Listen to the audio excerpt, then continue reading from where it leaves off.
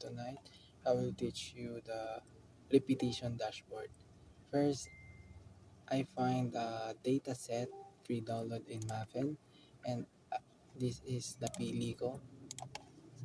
And then, tinotal ko lahat ng numbers customer affected para ilagay ko siya dito sa aking repeated dashboard. Ito yun. Ito na yung naka-organize na customer affected. So sa 2002, ito yung affected ng January. Sa February, March, April, May, June. Sa buong year, ito yung mga customer affected.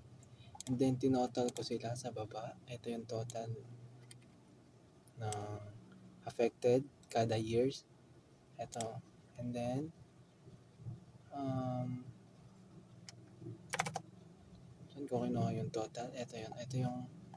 Ito yung kinuhanan ko ng reference affected. Pinag-plus-plus ko lang sila lahat sa January, February, naka-organize na rin dito. Tapos dito yung mga hinighlight ko. Ito lang yung pinili ko na gagawin kong repeat. Dashboard. Tapos, ito na yun. First, gumawa ko dito ng data. Kumuha ko ng data selection. Ang selection ko dito is yung year, ang 2002, 3, 4, saka 5, 6 din. Ito yung data selection ko. Ito makikita nyo. Ito, 2002, 3, 4, 5, 6. Tapos,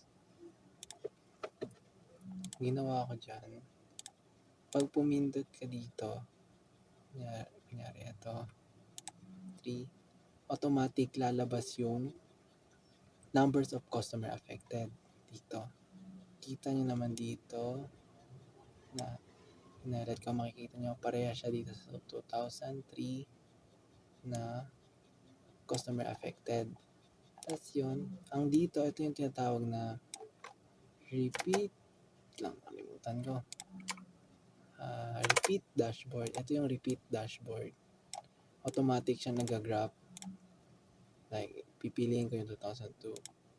Automatic siya nag-graph. Ayun. Thank you. That's all. Tsaka ito din pala. Ito yung chart